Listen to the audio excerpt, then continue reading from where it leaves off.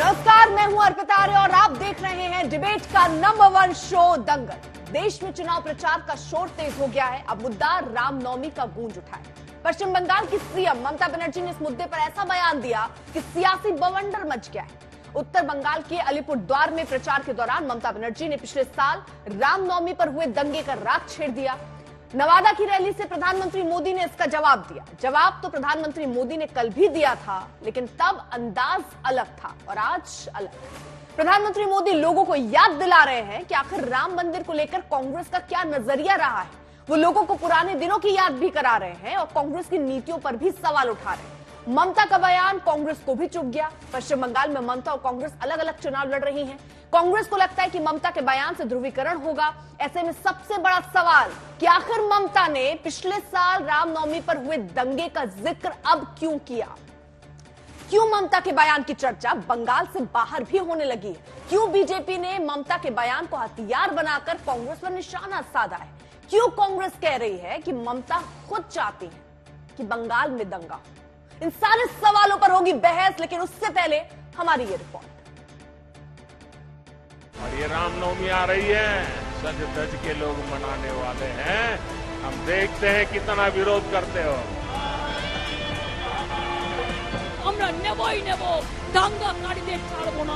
जिनकी दिव्यता से मन प्रफुल्लित हो जाता है, भगवान विष्णु के जिस अवतार ने भारत में आदर्श की नींव रखी है, उस भगवान के आगमन पर लोकसभा चुनाव में सियासत का चिन्ह निकल गया है। चैत्र महीने के शुक्ल पक्ष के 9वें दिन भले ही रामनवमी है, लेकिन लोकसभा चुनाव में इस पर बयानबाजी तेज हो गई है। पहले फेज यानी 19 अप्रैल के ठीक 2 दिन पहले यानी 17 अप्रैल को रामनवमी है, जिस पर ममता ने पिछले साल की याद दिलाकर रामनवमी को सियासत का हथियार बनाया। আর রামনবমী, ওটাকে রামনবমী বলে, রামনবমী বলি, সেটা হচ্ছে 17 তারিখে ভোটের আগে দাঙ্গা বাঁধানোর খেলা। তারপরে রাম রাম করে আমার রামের প্রতি অশ্রদ্ধা নেই, কিন্তু দাঙ্গা করবেন না, দাঙ্গা করে ভোট করবার চেষ্টা করবেন না। তাহলে মনে রাখবেন, দাঙ্গাকারীদের বিরুদ্ধে যত কঠোরতম ব্যবস্থা আমরা নেবই নেব, দাঙ্গাকারীদের ছাড়বো না। ममता के बयान पर जवाबी हमला पीएम मोदी ने किया। चलो भाई, राम मंदिर बन गया, लेकिन उसकी प्राण प्रतिष्ठा में जाने का विरोध करना ये शोभा देता है क्या? इतना ही नहीं, अगर कोई प्राण प्रतिष्ठा में आ गया तो उसको कांग्रेस पार्टी से 6 साल के लिए निकाल दिया। क्या इस देश में ऐसा हो सकता है भाई? प्रभु राम के बिना आप देश की कल्पना कर सकते हो? प्रभु राम अपने घर विराजे और ये रामनवमी आ रही है, सज धज के लोग मनाने वाले हैं। हम देखते हैं कितना विरोध करते हो। जब बात भगवान राम की निकली तो पीएम मोदी ने सियासत के उन पन्नों को पलट दिया जिससे विपक्ष छनछना गया होगा। देशवासियों के पैसे से राम मंदिर बना है, सरकारी तिजोरी से राम मंदिर नहीं बना है, देशवासियों ने बनाया है। इनकी क्या दुश्मनी है इस देश के लोगों से? इनकी क्या दुश्मनी है प्रभु राम से? इनकी क्या दुश्मनी है अयोध्या से? उनकी क्या दुश्मनी है हमारी विरासत से? राम मंदिर के मुद्दे पर कांग्रेस और विपक्ष शुरू से ही बैकफुट पर हैं। राम मंदिर के मुद्दे और सनातन के नाम पर कांग्रेस के कई नेता बीजेपी में शामिल हो चुके हैं। ममता ने राग छेड़कर बैठे बिठाए एक और मुद्दा बीजेपी की झोली में डाल दिया, जिसे हथियार बनाकर पीएम ने कांग्रेस पर धावा बोल दिया। दावा किया कि कांग्रेस ने अपने नेताओं से कहा है कि राम मंदिर पर बिल्कुल चुप रहना है। कांग्रेस पार्टी ने एक एडवाइजरी निकाली है और एडवाइजरी भी इतनी डरे डरे निकाली है। उन्होंने कांग्रेस की सभी इकाइयों को कहा है कि अयोध्या राम मंदिर की चर्चा अगर निकल पड़े तो मुंह पे ताला लगा देना, कुछ बोलना ही मत। उनको लगने लगा है कि अगर राम का नाम लिया तो पता नहीं कब राम राम हो जाए। आप देखिए संदेश खाली में क्या हुआ, ये पूरा देश जान चुका है। वहां माताओं बहनों के साथ कितना बड़ा अत्याचार हुआ है ये पूरे देश ने देखा है।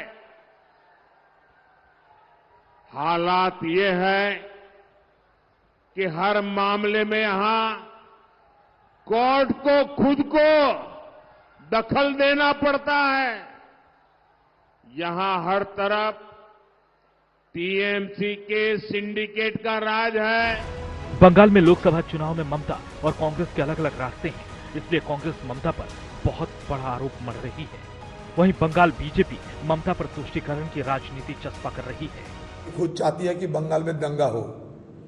दंगा होने से उनकी सुविधा है, मोदी जी की भी, दोनों की सुविधा होती है। क्योंकि चुनाव में अगर दंगा, चुनाव के पहले अगर दंगा लगे, दंगा के माहौल पैदा हो, तो सियासी ध्रुवीकरण, चुनावी ध्रुवीकरण बड़ी अच्छी तरीके से अमल किए जा सकते हैं। तो जो मतलब उसके पास सब खबर पहले से आ जाते हैं, ऐसा खबर भी और एक बार बोले थे।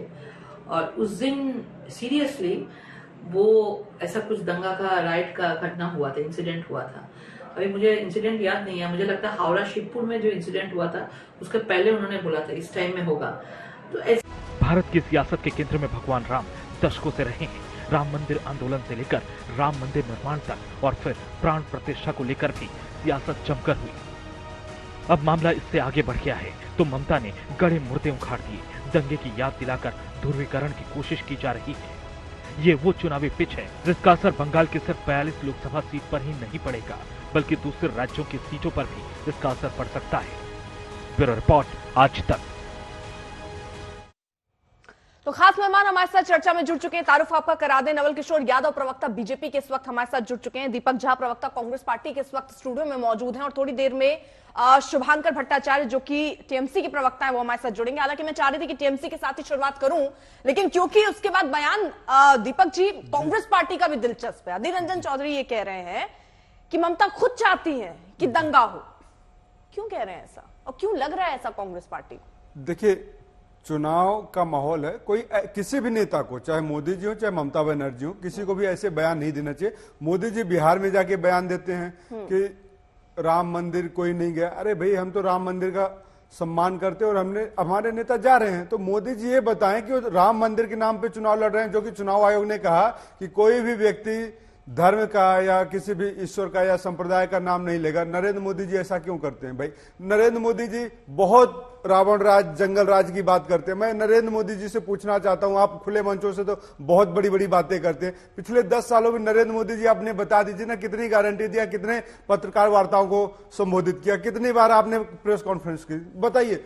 नरेंद्र मोदी जी से देश पूछना चाहता है, जो आपने गारंटी दी थी उन गारंटियों को क्या होगा? जो आपने कहा था, गारंटी दिया था 2 करोड़ रोजगार हम सबको देंगे, इसका क्या हुआ? गृह मंत्री जी कहते तो जुमलेबाजी हो गई। तो इन मुद्दों पे चुनाव होता है पिताजी, तो शायद अच्छा होता। ठीक है, लेकिन ये तो बताइए, ममता खुद दंगा चाहती हैं, ये क्यों कहा गया? मुझे ये स्पष्टीकरण समझ नहीं आया। इसके लिए मैं क्या कहूंगा, पयः पानम भुजंगा नाम केवलम विश्ववर्धनम। सांप को अगर दूध पिलाएंगे तो विश्ववर्धन होगा। तो ममता बनर्जी की पार्टी हो या कि भाजपा हो, इस सांप रूपी पार्टियां हैं, इनको जनता रूपी जनार्दन कालिया नाग की तरह दहन करेगी और देश से नफरत की, हिंसा की, बेरोजगारी की, महंगाई रूपी जहर को दूर किया जाएगा। ये जनता रूपी, ये कालिया नाग की जो बात आप कह रहे हैं, ये एहसास कब हुआ आपको? टीएमसी के लिए आपको कब एहसास हुआ? जब आपका गठबंधन नहीं बना बंगाल में, क्योंकि एनडी गठबंधन में तो आप साथ ही हैं। देखिए, हमारा गठबंधन बंगाल में उनके साथ नहीं है, लेकिन मतलब बंगाल के लिए वो काला सर्प है, उसके अलावा ठीक है वो। भाजपा के लिए कह रहा हूं कि भाजपा और ममता बनर्जी आपस में इस तरीके से वार्तालाप करके, भाषण करके देश की जनता को, देश के जनार्दन को बरगलाना चाहते हैं। भगवान भी झांसे में आ जाते हैं, भगवान को भी।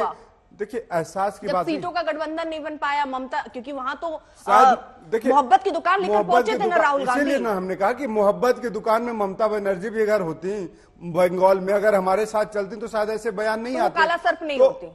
भाजपा आज कालिया नाग की तरह, इसलिए मैं कह रहा हूं कि भाजपा कालिया नाग क्यों है? महंगाई, नफरत, हिंसा, बेरोजगारी। ममता बनर्जी और बीजेपी को बोला, टीएमसी और बीजेपी को आपने बोला। मैंने टीएमसी को लेकर सवाल पूछा तो आपने अकेला फिर बीजेपी। तो मुझे ये बताइए कि कालिया नाग जिसको आप कह रहे हैं वो कौन है? अगर टीएमसी है तो ये आपको एहसास कब हुआ? जब आपका गठबंधन नहीं बना तब आपको? कालिया नाग इस देश में कौन है? महंगाई, बेरोजगारी, हिंसा, लीजिए सर, आप ये नफरत, तय कर अधिवाद। लीजिए। मैं यही कह रहा हूँ ना, ये कालिया सर कौन है सर? ये ये आप तय कर कालिया नाग लीजिए, वही क्योंकि है। अगर मैं तीसरी बार पूछूंगी तो कहीं आप इस चाय के कप को भी कालिया नाग ना बता दें। इसीलिए सर, तो मैंने क्या कहा, कैसे बदल रहे हैं? अर्पिता जी आप इसको अदरवाइज मत ले नहीं, जाइए, आप घुमाने की कोशिश कर रहे हैं। मैं आपको अपना जवाब दे रहा हूं। मैंने कहा भाजपा ने इस देश में जो कालिया नाग रूपी महंगाई, भ्रष्टाचार, बेरोजगारी पैदा कर रखी है, उसको जनता जनार्दन साफ कर देगी, चाहे ममता बनर्जी बंगाल में कर रही हो भाषणों की वजह से, और नरेंद्र मोदी जी बिहार से लेके बंगाल में जो नफरत का भाषण दे रहे हैं उसको दूर कर देगी। इसके लिए मैंने इस परिप्रेक्ष्य में कहा है। आज नरेंद्र मोदी जी मुद्दों की बात नहीं करते, बिहार में जाके 15 साल का जंगल राज याद आता है, तो नरेंद्र मोदी जी से मैं कहना चाहूंगा और बताना चाहूंगा, भाई साहब सरकार आपकी ही है 15 सालों से। अच्छा चलिए, 5 मुझे एक बात 15 सालों बताइए, से आप ही आपके नेता अगर ये कह रहे हैं कि ममता बनर्जी खुद दंगा कराना चाहती है, तो क्या कांग्रेस पार्टी उसको लेकर ममता बनर्जी, जैसे आप बीजेपी के लिए मोर्चा लेकर खड़े हुए हैं, क्या आप टीएमसी के लिए मोर्चा लेकर खड़े होंगे? क्या आप विरोध करेंगे कि रामनवमी के दिन जो इतिहास चलता रहा, रामनवमी में हर बार ऐसे ही हिंसा होता है, आप प्रोटेस्ट करेंगे? अर्पिता जी, एनडी गठबंधन से उनकी बिल्कुल ममता बनर्जी और टीएमसी से अलग हो रही है कांग्रेस पार्टी, मालूम है ये? अर्पिता जी बिल्कुल, देखिए अभी चुनाव का समय चल रहा है, आचार संहिता लगी हुई है, कोई भी ऐसा भड़काऊ भाषण अगर देगा कोई भी दल, चाहे किसी भी पार्टी की बात कर रही हूँ, मैं वही कांग्रेस कर रहा पार्टी का हूँ, रुख बताइए। कांग्रेस पार्टी आप का इस मंच से आज ये ऐलान कर दीजिए कि कोई संबंध अब टीएमसी पार्टी से हमारा नहीं रहने वाला है। देश विरोधी, जो संविधान विरोधी, जो लोग ऐसे भाषण देंगे, धर्म के खिलाफ देंगे, तो चुनाव आयोग को उनके ऊपर कार्रवाई करनी चाहिए। मैं चुनाव आयोग की बात तो कर ही नहीं रही सर, मैं कांग्रेस पार्टी की बात कर रही हूँ। आप ये कह दीजिए कि ममता बनर्जी से कोई संबंध नहीं रखना, ऐसे बयान वो दे रही हैं, हम नहीं है उनके साथ, इस मंच से कर दीजिए ऐलान। देखिए नरेंद्र मोदी जी आपसे नहीं कहते, आप नरेंद्र मोदी जी से पूछते हैं क्या? नरेंद्र मोदी जी ने कहा था इस देश में बेटी बचाओ बेटी पढ़ाओ, और क्या हुआ? नरेंद्र मोदी जी ने किस तरीके से नहीं, आप ममता बनर्जी को परेशान करने की कोशिश कर रहे हैं। ममता बनर्जी को मैं परेशान, मैं नरेंद्र मोदी जी इस देश के प्रधानमंत्री हैं, ना कि ममता बनर्जी। ठीक है, एक बार जरा वो मैं पीसीआर से कहूंगी, वो एक बयान अधीर रंजन चौधरी का एक बार फिर से सुनवा दीजिएगा। कांग्रेस पार्टी के ही नेता हैं और उससे एक बार जरा वो बयान आपको हम सुनवाएंगे, उसके बाद एक बार फिर आपसे जवाब लूंगी। फिर मैं चाहूंगी शायद आप जलेबी ना बनाए और सीधा जवाब दे दें। खैर चलिए, अब चर्चा में आगे बढ़ रहे हैं। नवल किशोर यादव, समझ गई सर, महंगाई, बेरोजगारी, ये सारे मुद्दे, ये काला सर पे ना सर, सबने सुन लिया आपने क्या कहा, क्या तस्वीर साफ हुई, कितना स्पष्टीकरण हुआ। नवल किशोर जी, अब जरा आपका रुख करूं, ऐसा क्यों है बार बार विपक्ष ये आरोप लगा रहा है कि राम का मुद्दा, धर्म का मुद्दा, धर्म वाली सियासत बीजेपी करती है? हर चुनाव में आप ये ले आते हैं, आप एक तरफ करते हैं कि हम विकास से यहां तक पहुंचे, दूसरी तरफ हर मंच से धर्म की बात हो जाती है, तो आप आगे किस नाव पर बैठकर चल रहे हैं, विकास की नाव पे या धर्म की नाव पे?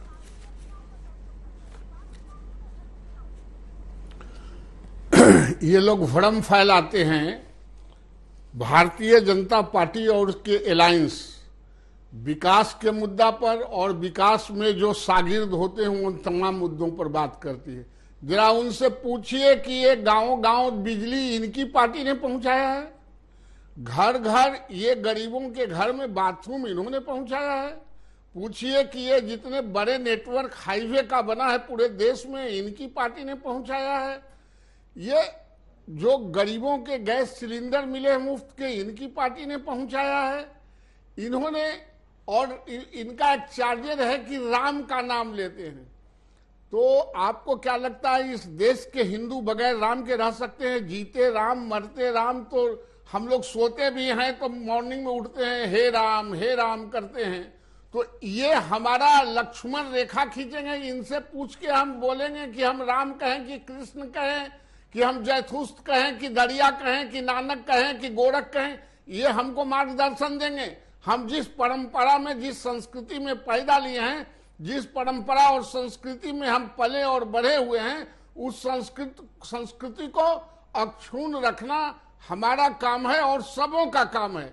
आखिर इनको ऑब्जेक्शन कौन बात का है? पहले ये अपना क्लियर करें ना कि ममता बनर्जी से क्या है।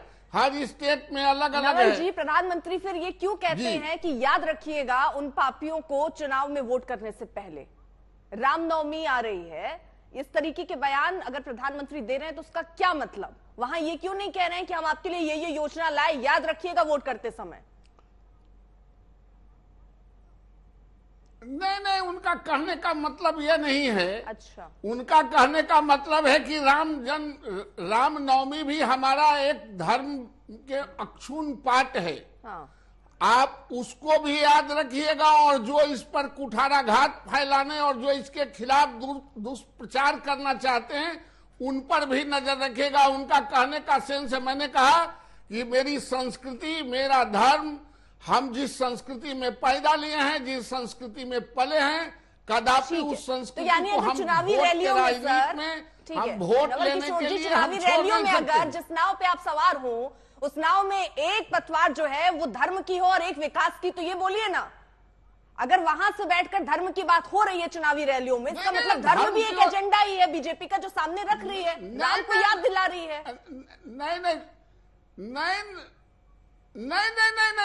राम के याद से इतना छटपटाहट क्यों है?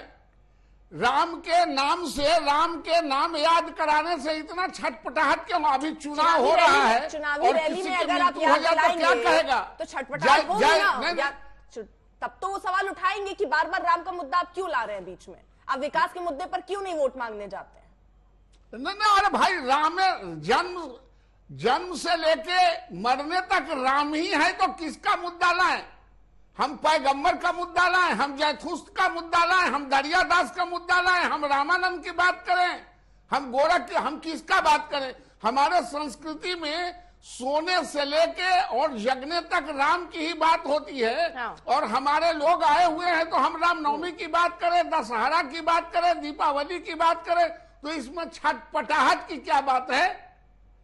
ये तो गलत बात है। और नरेंद्र मोदी जी अपने आत्म संयम से ऐसा कोई बात नहीं कहते हैं, लेकिन इन लोगों को कोई मुद्दा नहीं है। नरेंद्र मोदी एक इस देश में इन लोगों के लिए मुद्दा है, और पूरे दुनिया में नरेंद्र मोदी जी के डुगडुगी बज रहे हैं, इसलिए इन लोगों को हड़बड़ाहट है।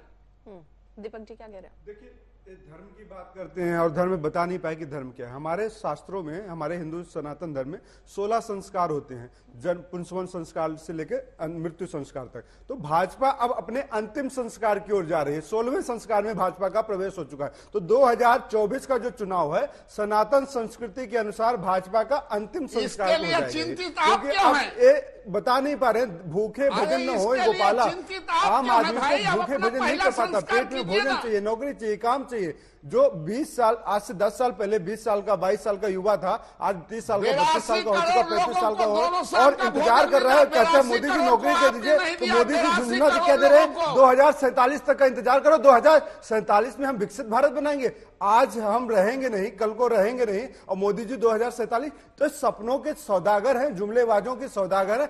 देश की जनता इनको अच्छा, ठीक बखूबी है। समझ चुकी है अच्छा, ये कि तो बता अर्पिता दीजिए, जी अब सनातन कुछ के नहीं बारे हो। में पढ़ना आपने कब से शुरू किया? सनातन तो मेरी संस्कृति है, तो मैं पैदा ही हूँ सनातनी घर में हूँ, चलिए। परिवार में हूँ, तो सनातन के बारे में मुझे ठीक है। भाजपा से नहीं लेना है। ठीक है, शुभांकर भट्टाचार्य भी इस वक्त हमारे साथ जुड़े हुए हैं, प्रवक्ता है टीएमसी के। शुभांकर जी, मैं आपके साथ ही शुरुआत करना चाह रही थी, लेकिन क्योंकि आप लेट से जुड़े, लेकिन मैं ये समझना चाहती हूँ कि ममता बनर्जी को ये एहसास कैसे हो जाता है कि रामनवमी के दिन दंगा होने वाला है? ये बीजेपी सवाल पूछ रही है।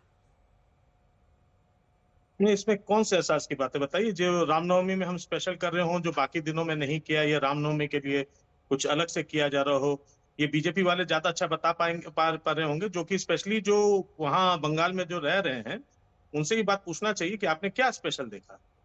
भाई, उनको हर चीज में रंग दिखाई देता है, तो उनसे पूछना चाहिए कि आपने क्या अलग देखा, कि ममता बनर्जी ने ऐसा कौन सा चीज उनको अंदेशा हो गया और क्या चीज उनको दिखने लगा, जिसमें से जो ये जो अचानक उनमें जो सुगबुगाहट होने लग जाती है, आपस में तुरंत चर्चे होने लग जाते हैं, तो क्या चीज उनको दिख गया लगा? शुभांकर जी, ये तो वो अच्छा बता रहे हैं। नहीं, जी। ममता बनर्जी कह रही है ना, रामनवमी के मौके पर न दंगा कीजिए न दंगा करने दीजिए, इस तरीके का बयान दिया उन्होंने ना, क्यों? मैं उसी बात पर मैं वो कर रहा हूँ कि देखिए, अभी तक आपने देखा ना कि होता क्या है कि जब राम की बात आई, धर्म की बात आई, तो उसका ओनरशिप लेने के लिए मेरे ख्याल से अब इसकी ब्रांडिंग हो जानी चाहिए। अब तक ये लेट हो रहा है, और इसकी ब्रांडिंग अब इसका एक ब्रांड ओनरशिप दे देना चाहिए बीजेपी को, कि ताकि इसका नाम कोई ना ले सके, इसके ऊपर कोई बात ना कर सके। अगर ममता बनर्जी ये चीज कह रही है कि भैया रामनवमी आ रहा है, उसके लिए भाई पूरी व्यवस्थित होने को सबको कह रहे हैं, सब लोग को ये चीज देखने को, क्योंकि इसका फायदा बीजेपी वहां पे उठाती आई है। नहीं धर्म के फिर नाम तो पे ये सबसे सवाल है ज्यादा ना अगर सर किसी कि अभी ने केवल रामनवमी leverage नहीं लिया, आ रही है ना, ईद भी तो आ रही है सर। धर्म के नाम आप पर हर अगर किसी किसी को ने कहिए सबसे कि ज्यादा leverage लिया, संयमित और BJP ने नियमित किया। तरीके से और अपने इस धर्म समय को मनाइए, अपने धर्म के जो त्योहार है, जो रीति रिवाज है, उनको मनाइए। एक मुख्यमंत्री के पद पर बैठकर ये बात फिर कहनी चाहिए, ये शोभा देगा ना? या रामनवमी की शुभकामनाएं भी वो नहीं दे रही, वो ये कह रही हैं कि न दंगा करना है न करने देना है। इसका क्या मतलब सर? बात नहीं, इसको मतलब आप कुछ भी निकालिए इसका, उसमें मुझे कोई दिक्कत नहीं। मैं वो बात कह रहा हूं जो इसमें से बात का मतलब है, क्योंकि इस समय बंगाल में बीजेपी सिर्फ और सिर्फ वो रास्ते ढूंढ रही है ताकि वहां पे दंगे हों, क्योंकि एकमात्र दंगा ही एक चीज है जिसके माध्यम से बीजेपी कहीं पे भी राज करने आई। आप गुजरात ले लीजिए, आप उत्तर प्रदेश ले लीजिए, जहां पे भी उनका शासन बना वहां पे पहला दंगा हुआ, फिर शासन आई। और इस समय वो वहां पे लॉ एंड ऑर्डर को डिस्टर्ब करने के लिए हर एक वो मौका ढूंढती है जैसे हिंदू मुस्लिम हो सके। वो तरीके अपनाए जाते हैं, करोड़ों रुपए खर्चा किया जाता है, लोग लाए जाते हैं दिखाने के लिए कि बंगाल जल रहा है। और ये जो पूरा जो प्रोपोगेंडा जो फैलाया जाता है, ये उसके उनका जो ये स्पॉन्सर्ड जो प्रोग्राम होता है, उसके प्रति सजग रहने को कहा गया है, उसके प्रति सजग, सबको आंख खोल के रखने को कहा गया है। तो मुझे इसमें कोई गलत बात नहीं दिखाई देती है। अब ये गलत बात यहाँ पे अगर शुरू हो सकती है कि आपको ये नहीं सुनने में आता कि अभी आप ही के चैनल पर बैठा व्यक्ति बता रहा है कि मुझे कोई भाई इससे ज्यादा मुझे कोई हमें डेवलपमेंट और इसकी बातें नहीं समझ में आती हैं। हम शुरू राम से करते हैं, अंत राम पे करते हैं, और कोई डेवलपमेंट समझ ही में नहीं आता है। लेकिन साहब, हमें हर चीज के साथ ये देखना पड़ता है कि कम से कम उस प्रदेश के साथ जिसके साथ सबसे ज्यादा इस समय सबसे ज्यादा जो बायस्ड एक पॉलिसी अपनाई गई, वो हुआ बंगालियों के साथ। कौन सा ऐसा मुझे नहीं समझ में आता, कौन सा ऐसा नफरत है? क्यों वहां पे आज के दिन में प्रधानमंत्री जी 80,000 करोड़ अभी भी रुका पड़ा हुआ है, जो 70,000 करोड़ बाकी था, वो आज बढ़ते बढ़ते 85,000 करोड़ के आसपास बढ़ रहा है, लेकिन उसको रोका जा रहा है। वहां की फंडिंग रोकी जाती है, वहां का डेवलपमेंट का पूरा फंड रोका गया है। वही चीज जैसे उन्होंने दूसरे प्रदेशों के साथ कहा जहां पे उनका जो शासन नहीं रहता, कम से कम उस पर तो ध्यान दीजिए बाबा।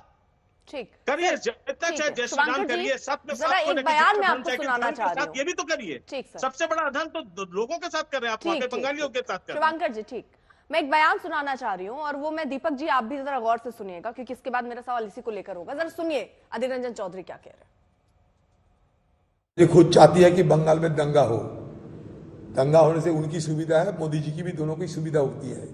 क्योंकि चुनाव में अगर चुनाव के पहले अगर दंगा लगे, दंगा के माहौल पैदा हो, तो सियासी ध्रुवीकरण, चुनावी ध्रुवीकरण बड़ी अच्छी तरीके से अमल किए जा सकते। इसलिए मोदी जी और दीदी और मोदी जी की ये दिल की मांग है कि किसी ना किसी बहाने में कम से कम बंगाल में दंगा लगे, क्योंकि दोनों ही पिछले साल कहिए, 2019 में कहिए, 2021 में कहिए, सिर्फ चुनाव जीत चुकी है। ये ध्रुवीकरण तो जो मतलब उसके पास सब खबर पहले से आ जाते हैं, ऐसा खबर भी और एक बार बोले थे, और उस दिन सीरियसली वो ऐसा कुछ दंगा का राइट का घटना हुआ था, इंसिडेंट हुआ था। अभी मुझे इंसिडेंट याद नहीं है, मुझे लगता है हावड़ा शिवपुर में जो इंसिडेंट हुआ था उसके पहले उन्होंने बोला था इस टाइम में होगा, तो ऐसे ही हुआ है। और एक्चुअली ममता बनर्जी तुष्टीकरण का राजनीति किया, और उसका अभी भरोसा है 30% वोट का राजनीति का भरोसा है, लेकिन इस टाइम में मुझे लगता नहीं है कि 30% वोट का भरोसा वो नहीं कर पाएंगे। शुभांकर जी, कांग्रेस पार्टी कह रही है कि ममता बनर्जी खुद चाहती है कि दंगा हो। देखिए, पहले तो मैं यहाँ पे एक बात कह दूं, यहाँ पे कांग्रेस पार्टी नहीं कह रही है, यहाँ पे वो अधीर रंजन चौधरी कह रहे हैं, जिसके विषय में 10 बार जयराम रमेश ने भी, जब भी अधीर रंजन चौधरी जब भी वहां पे सरकार के खिलाफ हमारे बोले, तो जयराम रमेश जी ने खुद कहा कि अधीर रंजन चौधरी का ये व्यक्तिगत बयान है, इसमें कांग्रेस पार्टी का कोई लेना देना नहीं। चलिए उनके व्यक्तिगत बयान पर भी टिप्पणी कर दीजिए। बात आती थी, और मैं एक बात आपको और बता दूं अर्पिता जी, मैं 2 बात खत्म कर लूं यहाँ पे, कि इस मामले को लेके तो दीदी कब से कहती आ रही है कि इसी वजह से वहां पे जो आज हम लोग पूरे गठबंधन में लड़ाई नहीं कर पाए, उसका मेन जो कारण था ये अधीर रंजन चौधरी जी थे। जो मेन जो अहम जो कारण था, क्योंकि अधीर रंजन चौधरी वहां पे फाइनेंशियल सपोर्ट लेते रहे बीजेपी से। आप प्लीज इस बात को देख गौर करें कि वहां पे उनके जितने पर्चे और चर्चे जहां से जो छपता भी है ना, उसका भी जो है क्यूमुलेटिव उसका ऑर्डर का पे जाता है, और वो बीजेपी के काउंटर से पे हो रहा है। तो ये कहां से होने लगा? वो अधीर रंजन चौधरी जी ज्यादा अच्छा बता सकते हैं। वहां के एक छोटे से अखबार में तक इसको निकल आया था, तो अधीर रंजन चौधरी जी उनको फोन करके डांटने चले गए थे। लेकिन खैर कोई बात नहीं, ये समय बताएगा कि कौन कितना जो है पानी में है। और इस समय जो धर्म की जो राजनीति वो बंगाल में करने की कोशिश कर रहे हैं, बंगाल के लोग बहुत शिक्षित हैं और मैं वाकई में आशा करता हूं कि ये जो पॉलिसी जो वहां पे जो अपनाई जा रही है ना, जो डर्टी पॉलिटिक्स जो बराबर चलाता है कि धन की राजनीति करो और शासन हथियार लो, ये जो वहां पे कर रहे हैं, ये वहां पे बहुत बुरी तरीके से फेल होगा। जिस तरीके से वो मुक्ति खाएंगे वो समझ में आ जाएगा बंगाल में। लगा दिया यहाँ पर शुभांकर जी ने। देखिए, बात यह है कि अधीर रंजन चौधरी जी मांग कर रहे हैं कि यहाँ चुनाव शांतिपूर्ण हो। बंगाल में चुनाव शांतिपूर्ण हो। दीदी वहाँ की मुख्यमंत्री हैं। नहीं, इसको हम बयान को अधीर रंजन चौधरी का पर्सनल बयान समझे या कांग्रेस पार्टी के प्रवक्ता के तौर पर आप यहाँ बैठे हैं? ये कांग्रेस पार्टी कह रही है कि ममता खुद यहाँ पर दंगा कराना चाहती है। ये बंगाल का मामला है। बंगाल के लिए अधीर रंजन चौधरी जी का वहाँ अपना उनका व्यक्तिगत मामला है और व्यक्तिगत लड़ाई लड़ रहे हो। व्यक्तिगत बयान है, लड़ाई नहीं, व्यक्तिगत बयान है। दूसरी बात मैं कहूंगा, हमें नरेंद्र मोदी जी कहते हैं ना, हमें भ्रष्टाचार मुद्दों की बात करते हैं। पहले इसी टॉपिक पर सर, पहले मैं इस पे क्लियर हो जाऊं ना। अधीर रंजन चौधरी का ये व्यक्तिगत बयान है, कांग्रेस का कोई लेना देना नहीं है। व्यक्तिगत बयान है, इसीलिए मैं कह रहा हूं इस मुद्दे पे इतना बहस नहीं करना चाहिए। लेकिन देश के प्रधानमंत्री के बयानों पे आप चर्चा नहीं करते। जब प्रधानमंत्री जी इतने सुनिए अधीर रंजन चौधरी को आपने जिम्मेदारी दी है कि नहीं बंगाल में? सर मुझे बताइए ना, अगर वो उनका व्यक्तिगत बयान है बंगाल को लेकर, बंगाल की मुख्यमंत्री को लेकर, वो इतना बड़ा बयान व्यक्तिगत आधार पर दे जा रहे हैं। सुनिए, दी गई है जिम्मेदारी चुनाव लड़ने की, चुनाव लड़ रहे हैं और चुनाव लड़ने के समय वो गुहार लगा रहे हैं कि दीदी और मोदी जी दोनों दंगे ना करवाइए और चुनाव आयोग को देखने का वक्त है। गलत तरीके से लिया। नहीं, अधीर रंजन चौधरी के बयान में कहीं गुहार है ही नहीं। आपको किस एंगल से गुहार लगा मुझे ये बताइए। उन्होंने सीधे कहा कि ममता बनर्जी खुद चाहती है कि दंगा हो, इसमें कहीं कोई गुहार नहीं है। सर मैंने आपको 2 बार ये बयान सुना कहा कि दीदी चाहती हैं दंगा ना हो। दूसरी बात ना हो, दंगा हो, सुनिए, दंगा ना हो, लेकिन सुनिए मेरी बात जी, आप नहीं सुने, मैं आपको तीसरी बार सुना दूंगी, प्लीज ऐसे मत निकलिए। जनता का और देश को बरगलाने की कोशिश मत करिए। देश देख रहे हैं आपकी डिबेट और समय बहुत महत्वपूर्ण है। अधीर रंजन चौधरी की बयान सुनाइए एक बार, ध्यान से सुनिए दीपक जी, और थोड़ा आवाज और दे दीजिएगा ताकि इनके आवाज तक, कान तक आवाज पहुंच जाए। नहीं सुन पा रहे, चलाइए जरा। चाहती है कि बंगाल में दंगा हो। दंगा होने से उनकी सुविधा है, मोदी जी की भी, दोनों की सुविधा होती है। क्योंकि चुनाव में अगर चुनाव के पहले अगर दंगा लगे, दंगा के माहौल पैदा हो, तो सियासी ध्रुवीकरण, चुनावी ध्रुवीकरण बड़ी अच्छी तरीके से अमल किए जा सकते हैं। इसलिए मोदी जी और दीदी और मोदी जी की ये दिल की मांग है कि किसी ना किसी बहाने में कम से कम बंगाल में दंगा लगे। क्योंकि दोनों ही पिछले साल कहिए, 2019 में कहिए, 2021 में कहिए, सिर्फ चुनाव जीत चुकी है। ये ध्रुवीकरण तो जो मतलब उसके पास सब खबर पहले से आ जाते हैं। ऐसा खबर भी और एक बार बोले थे, और उस दिन सीरियसली वो ऐसा कुछ दंगा का, राइट का घटना हुआ था, इंसिडेंट हुआ था। अभी मुझे इंसिडेंट याद नहीं है, मुझे लगता है हावड़ा शिवपुर में जो इंसिडेंट हुआ था उसके पहले उन्होंने बोला था इस टाइम में होगा, तो ऐसे ही हुआ है। और एक्चुअली ममता बनर्जी तुष्टीकरण का राजनीति किया और उसका अभी भरोसा है 30% वोट का राजनीति का भरोसा है। लेकिन इस टाइम में मुझे लगता नहीं है कि 30% वोट का भरोसा वो नहीं कर पाएंगे। देखिए, बिल्कुल उनकी बात स्पष्ट आपने सुना, मैंने भी सुना, पूरे देश ने सुना। पिछले 4 सालों से 5 सालों से आप लोग रिपोर्टिंग करते आए कि बंगाल में कितने दंगे हो रहे थे। तो दंगे कहां हो रहे थे, वहां का मुख्यमंत्री कौन था, ये सवाल उठाते आ रहे थे अधीर रंजन। तो उन 5 सालों के ट्रैक रिकॉर्ड को देखते हुए उनकी आशंकाएं हैं कि दीदी के राज में दंगा ना हो, दंगा हो सकता है ऐसा मोदी जी चाहते हैं, इसलिए दीदी बच के रहे मोदी जी से। दूसरी बात नहीं, सुनिए, अब इस बात पे हमें ज्यादा तोल नहीं देना चाहिए। नहीं, आप मुझे अभी देखिए, आपके पास बहुत अच्छा विकल्प है जी। शुभांकर जी ने बहुत ही सही तरीके से कह दिया कि अधीर रंजन चौधरी का अपना बयान है, आप किनारा भी नहीं कर पा रहे हैं, ना आप फोन कर रहे हैं उनके बयान को, ना आप उससे किनारा कर पा रहे हैं। आप पहले कह रहे हैं गुहार लगाई, फिर आप ये कह रहे हैं कि उनके बयान में ऐसी आशंका जताई गई है। अरे आशंकी गुहार, आप क्लियर सुन रहे हैं कि वो चाहती हैं कि दंगा हो। मैंने बिल्कुल स्पष्ट शब्दों में कहा कि जनता के लिए जो कालिया नाग है, महंगाई, बेरोजगारी, भट्टा, आपने तो स्टार्टिंग में ममता बनर्जी को भी कालिया नाग ही कह दिया। इसलिए मैं कह रहा हूं, ममता बनर्जी की अगर कोई ऐसी आशंका तो चुनाव आयोग को देखना चाहिए। चुनाव आयोग इस समय सर्वोपरि इस होता है। बयान पर इसलिए कुछ कहेंगे? इसमें हमको कांग्रेस और पार्टी आपको का पढ़ने की बयान है जरूरत कि नहीं अधीर रंजन चौधरी का बयान है? मुझे बताइए ना, क्योंकि ये बयान से जो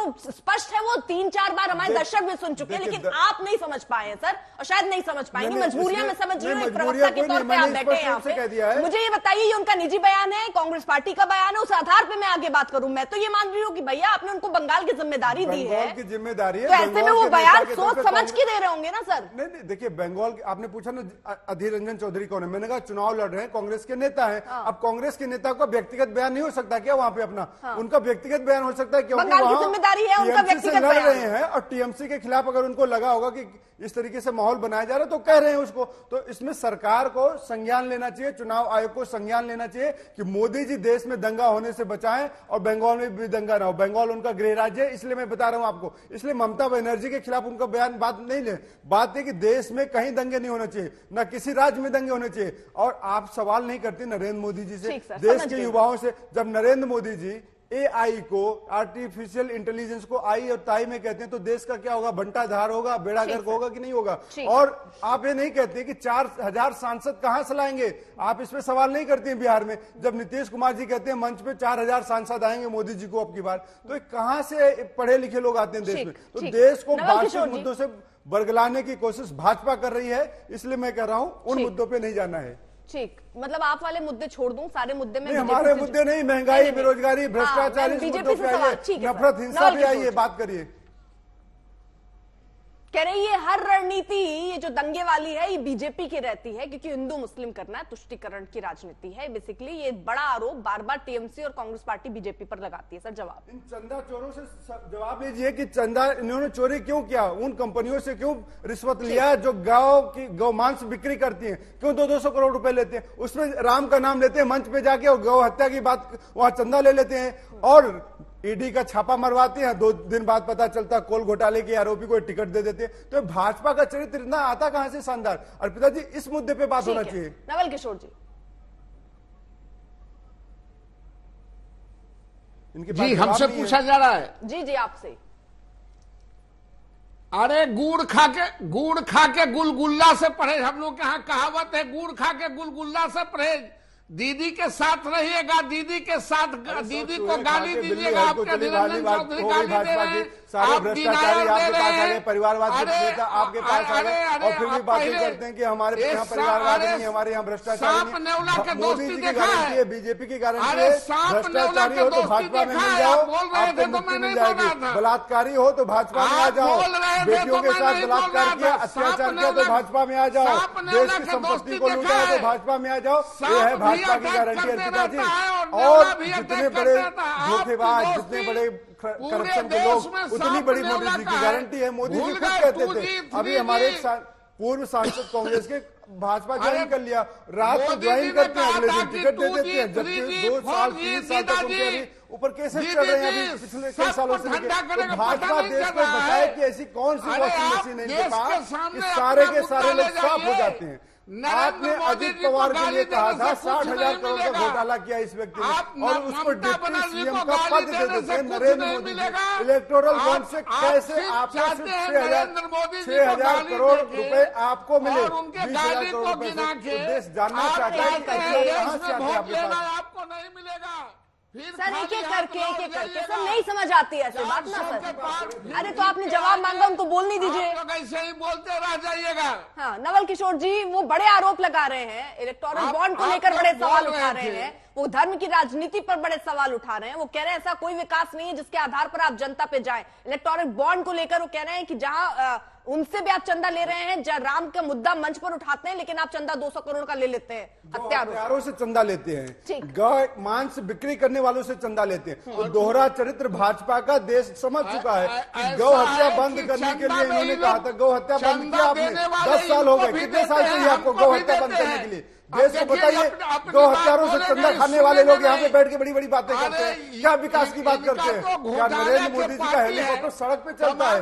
नरेंद्र मोदी जी भाई हेलीकॉप्टर जाते हैं रोड पे, यही विकास है? हमको भी बता दीजिए कौन से रोड पे नरेंद्र मोदी जी हेलीकॉप्टर से जाते हैं? तो देश समझ चुका है कि झूठ की राजनीति, भ्रम की राजनीति, व्यभिचार की राजनीति बंद करिए, मुद्दों की बात करिए, घोषणा पत्र की बात करिए, युवाओं की बात करिए, रोजगार की बात करिए, महंगाई की बात करिए। क्या आज एक एक आम आदमी अपने रोटी में थाली में 2 रोटी खा पा रहा है? इन लोगों ने महंगाई को इतना भस्मासुर की तरह बना दिया है। और पिताजी तो लोग सामान्य आदमी को बड़ा मुश्किल हो गया है। आपके पक्ष में कोई नहीं है, आप सबको हमारे पास कोई नहीं है, हमारे पास जनता है, हमारे पास मुद्दे हैं, हमारे पास कोई रहेगा तो ठीक है, नहीं रहेगा तो ठीक है। हम जनता की बात करेंगे, देश की बात करेंगे। कहते हैं ना कि कोई रहे न रहे, देश रहना चाहिए। तो देश में देश के लोग रहेंगे तभी देश रहेगा। आप इस बात को समझ लीजिए। आप तो चाहते हैं बस मोदी जी रहे और इर्द गिर्द उनके चमचे रहे, उनके 2-4 चाटुकार बिजनेसमैन रहे। इसके अलावा देश में आप देखते कि देश में अच्छे दिन किसके आए हैं? ठीक है सर, एक एक करके ये राजनीतिक दल, अगर मान लीजिए कांग्रेस पार्टी की यहाँ सरकार हो तो बीजेपी ये गिनाएगी, बीजेपी की सरकार है तो कांग्रेस पार्टी ये गिना रही है, और हर पार्टी ये दावा करती है कि उनके राज में जनता सबसे खुशहाल रही। लेकिन अगर ऐसा ही होता तो देश आज कहां होता? ये भी एक बहुत दिलचस्प चीज है जिसपे हर राजनीतिक दल को सोचना चाहिए। खैर, इस तूतू में से बाहर निकल के मैं नवल किशोर जी, मैं आपसे इन तथ्यों पर जवाब चाहती हूं, क्योंकि ये बड़ा आरोप ये बार बार लगाते हैं इलेक्टोरल बॉन्ड को लेकर कि उन लोगों से भी आप चंदा ले रहे हैं जो गौ हत्यारे हैं, उनसे क्यों चंदा लिया गया? ये बड़ा सवाल पूछ रहे हैं। राम को आप मंच पर जाकर तो उनका नाम लेते हैं, लेकिन वहीं पीछे से चंदा भी ले रहे हैं, क्यों ले रहे हैं? राम के नाम लेने वाले को इनको चंदा मिले और हमको नहीं मिले? चंदा देने वाले अपने स्वयं देंगे तो आप किसी को रोक दीजिएगा। चंदा से ही सरकारें चलती है और पार्टियां चलती है। पूछिए कि उसमें इनका है कि नहीं है, किसका नहीं है? जिसको जितना मर्जी, इनको सिर्फ बीख इसलिए है कि इनको कम मिला। अरे चंदा देने वाले सीधे ये पूछ रहे हैं कि राम का नाम ले रहे हैं, गाय को माता मान रहे हैं, लेकिन जो लोग गाय की हत्या कर रहे हैं उन हत्यारों से चंदा क्यों ले रही है फिर बीजेपी? अरे वो सेक्रेट चंदा है, कौन किसको चंदा दे रहा है वो कौन देख रहा है? ये गाय का व्यापार करता है कि आदमी का व्यापार करता है? चंदा देने वाले को आप रोक सकते हैं? आप रोक नहीं सकते हैं। अरे इनको कहिए, एडवाइस आप लोग भी दीजिए। कभी ये प्रेस वाले को गाली देते हैं, कभी जनता को गाली देते हैं, और कभी ममता दीदी को गाली देते हैं। इनको खाली हाथ लगेगा, कुछ मुद्दा लेके जाइए। मुद्दा लेके राज्य में जब तक मुद्दा लेके नहीं जाइएगा, आपको नरेंद्र मोदी के गाली देने से और ममता बनर्जी को गाली देने से कोई वोट नहीं बढ़ने वाला है।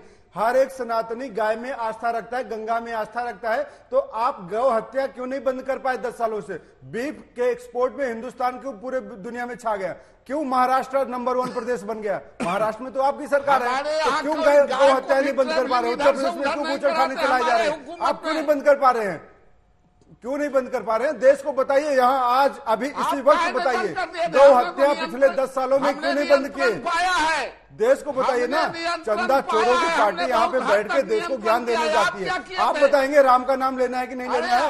राम घट घट के वासी हैं। और आपको और पिताजी मैं बताता हूँ, सनातन में कहा गया है ईसावास्यमिदं सर्वम यत् किंचित जगत्याम जगत तेन त्यक्तेन भुंजिता मां गृधा कर सुसिद्धनम। ये है हमारा आस्था, ये है हमारा सनातन कि ईश्वर को हम कण कण में हर जगह देखते हैं। सृष्टि का ऐसी कोई जगह नहीं जहां हमारे लिए राम ना हो, ईश्वर ना हो, परमात्मा ना हो। राम के अस्तित्व पर सवाल क्यों उठा दे? राम के अस्तित्व पे सवाल नहीं है, वो कोर्ट का मुद्दा है। देखिए हमारा आस्था और सनातन और अध्यात्म कहता है। किसने सवाल उठाए थे सर? अगर आप यहाँ राम का इतना गुणगान कर रहे हैं, अभी इतनी चौपाइयां आपने सुना दी, इतने छंद सुनाए दे रहे हैं, अगर आप सनातन के बारे में इतनी विस्तृत जानकारी दे रहे हैं, उधर आप दूसरी तरफ राम के अस्तित्व को ही ललकारते रहे कोर्ट में। सर ये छंद नहीं है, ईशोपनिषद का श्लोक है। दूसरी बात मैं कहूंगा, राम के ऊपर संदेह नहीं है। बात है जब कोर्ट होता है तो कोर्ट में तर्क होता है। तर्क में आप ये तर्क और वितर्क में अंतर होता है, ये भी तो वितर्क की बात नहीं। राम के अस्तित्व पर अगर आप सवाल उठा दें कि राम का अस्तित्व ही नहीं है, तो इसमें ये तर्क कैसा है, मुझे ये समझाइए। इसमें तर्क, ये क्या तर्क है? किस तर्क का क्या मतलब हुआ सर? इसका तर्क का मतलब है कि जब हमारे शास्त्र और वेद और पुराण कहते हैं तो कोर्ट बनाए, कानून बनाए, अगर वहां ले जाके दिखाया जाएगा। शास्त्र पुराण क्या कहते हैं सर? आप यहाँ श्लोक का उदाहरण मैं वही कह रहा हूँ ना, परमात्मा का स्वरूप पूरे सृष्टि में, पूरे संसार में। राम का अस्तित्व नहीं है। देखिए परमात्मा क्या है? आप परमात्मा के पीछे क्या बात थी? आप परमात्मा किसको मानते हैं? एक बड़ी खबर है सर, रोक रही हूं मैं। बंगाल के भूपति नगर विस्फोट केस में एनआईए का बयान सामने आया है। एनआईए ने टीएमसी के आरोपों को खारिज कर दिया है। टीएमसी ने जो आरोप लगाए थे एनआईए टीम पर, भीड़ ने किया गया हमला, टीएमसी ने एनआईए पर लगाया नेताओं को फंसाने का आरोप। तो टीएमसी लगातार एनआईए पर भी सवाल उठा रही थी कि उनके नेताओं को फंसाने की कोशिश हो रही है। एनआईए टीम पर भीड़ ने हमला किया था और उसके बाद ये सारे आरोप से फिलहाल एनआईए ने इनकार किया है। शुभांकर जी, इस पर एक प्रतिक्रिया ले लूं मैं आपसे। हाँ बिल्कुल बिल्कुल, क्योंकि अब जो है आपको क्या मतलब उम्मीद थी मुझे नहीं पता। आपको लग रहा था एनआईए इसको स्वीकार करेगी, तो मुझे वाकई बहुत ताज्जुब होगा अगर आप ये बात कहते हैं। तो ये आपको ये अगर ऐसा महसूस हो रहा था, आपके दर्शक बहुत अच्छा बता सकते हैं, जितने लोग देख रहे हैं कंटिन्यूअस जो देखते चले आ रहे हैं, उनको लग रहा है कि आपको ईडी सीबीआई वो अपने जो रोल है आज के दिन में जो ये जो राजनीति में प्रभाव डालने का जो रोल है, मैं ये नहीं कहूंगा कि किसके दबाव में और इसकी ये सब बातों में मैं नहीं जाऊंगा, लेकिन वो प्रभाव डाल सकती है, ये बात हम लोग सब जानते हैं। और वो उस समय हो रहा है जिस समय बिल्कुल चुनाव सामने है। आज मैं एक बात इस पर और कह दूं, एक चीज आप लोग भूल रहे हैं, एक स्कैम को मैं याद दिला देता हूं। हम लोग आरोपित हैं, हम अपने ऊपर से बात कर रहे हैं। नारद और नवल किशोर जी बैठे हुए हैं और तमाम जो भारतीय जनता पार्टी के जो नेता है, मैं उनको याद दिला दूं, एक नारदा स्कैम है जिसको लेकर आप लोग चुप्पी साध। मैं कहता हूं उसको फिर से ऑन करिए, हमारे कई नेता फंसे हुए हैं, फिर से जलाइए। मैं चैलेंज कर रहा हूं आप लोगों को कि उस नारदा स्कैम को सामने लाइए, फिर से उसको पूरा से खंगालिए और उसमें से ईडी सीबीआई सब लगाइए। पर वो आप नहीं करेंगे। पता है क्यों नहीं करेंगे? क्योंकि उसमें सबसे बड़ा नाम शुभेंदु अधिकारी वो आज आपके साथ है। जो फिर से मैं कह रहा हूं, जो भाटपाड़ा वाला जो कांड हुआ था, वहां पे जो आगजनी हो रही थी और ये हो रही थी, उसमें जो अर्जुन सिंह, आप फिर से उठाइए, वो हमारे साथ आ गए थे ना, उठाइए आप उस केस को फिर से सजा करिए, ईडी लगाइए, सीबीआई लगाइए। आप नहीं लगाएंगे, क्यों? क्योंकि जस्ट कुछ दिन पहले वो वापस आपके पार्टी में चले।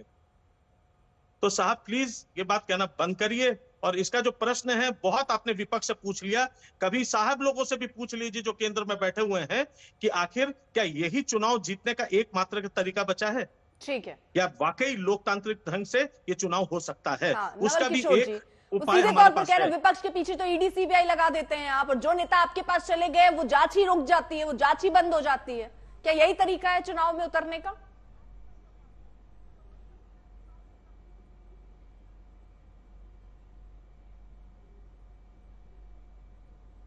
नवल किशोर जी। जी, सवाल में दोहराऊं? सुनाई नहीं पड़ा आपका क्वेश्चन। हाँ सर, ध्यान से सुनिए जी। शुभांकर जी ये सीधे तौर पर पूछ रहे हैं कि ईडी और सीबीआई तो आप सब विपक्ष के पीछे लगा के उनको परेशान कर रहे हैं चुनाव के वक्त, क्या यही रणनीति आपकी रहेगी?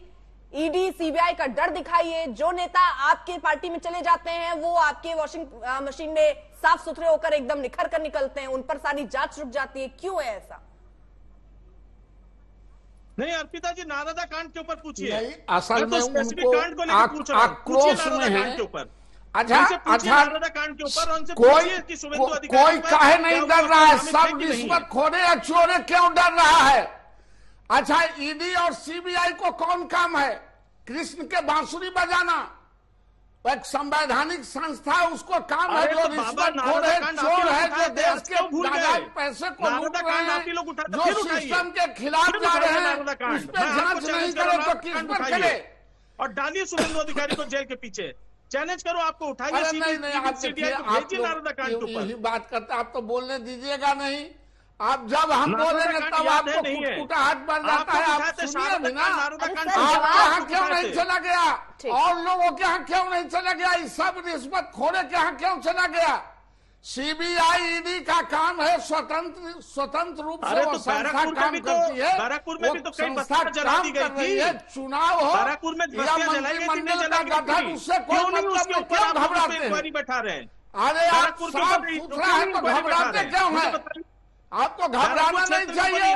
घबराते इसका मतलब दाल में काला है। लोग नहीं मरे थे, बैरकपुर के लोग बंगाल के लोग नहीं थे, उसमें हिंदू नहीं थे। आप अच्छा क्यों नहीं भेजा संस्थाएं? क्योंकि अर्जुन सिंह आपके क्या साथ आ गए। प्रूफ करना चाहते हैं? जरा कांग्रेस के बगल में पूछिए कि क्या वो संस्थाओं को ईडी सीबीआई को ही इस्तेमाल करते थे? वो स्वतंत्र संस्था है और स्वतंत्र संस्था नहीं ना है संस्था के तहत वो काम करती है, उसको कोई डायरेक्शन नहीं दिए जाते हैं। कि आप सत्ता में आए मालिक, सत्ता में तो आप यही तो दिखा के आए कि जो कांग्रेस ने जो अरे हम मुद्दों के आधार पर आए हैं। कांग्रेस तो गली हुई पार्टी थी, आपने तो उसको और बढ़ा दिया। कांग्रेस तो गली हुई पार्टी थी, तभी ममता दीदी ने गली हुई पार्टी को छोड़कर स्वतंत्र बनाया। बदलाव दिया। आप कांग्रेस से निकल गए। जब कांग्रेस सड़ गई थी तब आपके ममता दीदी ने बगावत करके अलग पार्टी टीएमसी बनाई और उसी सड़े हुए लाश को हम लोगों ने बाहर निकाल के फेंक दिया। कम से कम और अपने फिर सरकार में शब्दों पे आप एक नेशनल चैनल पे बैठे हैं, कम से कम यहाँ पे तो भाषा का सही प्रयोग करिए। संसद को ना हो गंदा कर दिया, सब कुछ कर दिया, कहीं पे कहीं तो लोगों को सही भाषा बताइए ना, आपके भाषा को हम तो भाषा बताएंगे। सही रखिए। आप भाषा के विद्वान मत बनिए। जितनी बात कर रहे हैं हम तो अरे आप भाषा का विद्वान मत बनिए। कौन भाषा आपको कुटकुटा, किससे पेट हुआ आपको? कौन भाषा से पेट पीड़ी हुआ आपको? भाषा में वो आपका जो शो देख रहे हैं वो खुद बता देगा। इतना पढ़ा लिखा जनता खुद बता सकता है कि किसका भाषा मर्यादित है, शुभांकर जी मुझे ये बताइए, शुभांकर जी ये तू मैंने ही आप चाहते हैं तो ये मैं और 2 मिनट 3 मिनट होने दूं, 2 मिनट का मेरे पास समय है। अगर आप यही चाहते हैं तो मैं ये होने दूं। अगर आप जवाब चाहते हैं, क्योंकि आपने मुद्दे उठाए और आप ये कहते हैं ना कि बीजेपी से सवाल नहीं है, मैंने पूछा ना डायरेक्ट सवाल दीजिए। अरे तो देने दीजिए उनको जवाब, सर देने दीजिए उनको जवाब। मैंने शारदा नारदा का अरे देने दीजिए, आप पूछ लीजिए। चलिए फिर से एक बार पूछिए, मैं डायरेक्ट सवाल आपके सामने रख रही हूँ, लेकिन जैसे वो जवाब दे रहे हैं आप उनको मौका दे रहे हैं बच के निकलने का, वो नहीं दे रहे हैं जवाब। तू मैंने कर लीजिए आप दोनों। शारदा नारदा का नाम लेने को कहिए, नारदा शारदा कांड का। ठीक है नवल किशोर जी, आ रही हूँ मैं। अरे नहीं, आप भाषा का हमको बता रहे हैं। नहीं भाषा नहीं सर, चलिए छोड़ दीजिए भाषा। भाषा की मर्यादा बनाए रखिए, क्योंकि नेशनल टीवी पे बैठे हैं आप सब और एक प्रवक्ता है आप राजनीतिक दल के। नवल किशोर जी उनके सीधे सवाल वो ये कह रहे हैं कि भाई क्यों ऐसे केसेस ओपन अब बंद हो गए जहां पर शुभेंदु अधिकारी का नाम है, वो सारे केसेस आप लोग चला ही नहीं रहे। वहां ईडी सीबीआई कहाँ है? वहां बांसुरी बजा रही है फिर। आपका आवाज हमको सुनाई, आपका आवाज सुनाई नहीं, मेरी आवाज नहीं आ रही है, शुभांकर जी की पूरी आवाज आ रही है जिसमें आप भाषा से लगा के हर ज्ञान उनको दे रहे हैं। मेरी डायरेक्ट आवाज आपको नहीं पहुंच रही है। आप फिर रिपीट करें। ठीक है, अब ध्यान से सुनिए नवल किशोर जी, सवाल ये है कि जहां शुभेंदु अधिकारी के खिलाफ जांच हो रही थी, वो सारी जांच जो नेता आपकी पार्टी में आ जाते हैं वो कैसे धुल जाते हैं सर? कौन सा डिटर्जेंट पाउडर इस्तेमाल होता है? ये बीजेपी को बार बार पूछ रही है विपक्ष की पार्टी। शुभांकर जी का सीधा सवाल आपसे यही था, इस पर जरा जवाब दीजिए। कोई छोड़े नहीं जाएंगे जिन पर, देखिए एक बात, पहली बात कि सीबीआई ईडी एक स्वतंत्र संस्था है, उसको किसी पार्टी और सरकार से जोड़ के नहीं देखनी चाहिए।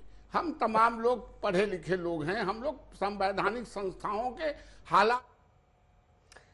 ठीक है, वक्त देखिए इतनी की इजाजत देता है। माफी के साथ फिलहाल जिनकी दीपक मैं आपके पास नहीं आ पाई हूं, माफी के साथ, लेकिन सवाल बार बार वही बना हुआ है कि आखिरकार मेरी शर्ट ज्यादा गंदी या तुम्हारी ज्यादा गंदी, यही राजनीतिक दल दर्शाते रहते हैं। जहां जिम्मेदारी लेनी है, क्या वहां हर राजनीतिक दल अपने अपने हिस्से की जिम्मेदारी ले रहा है?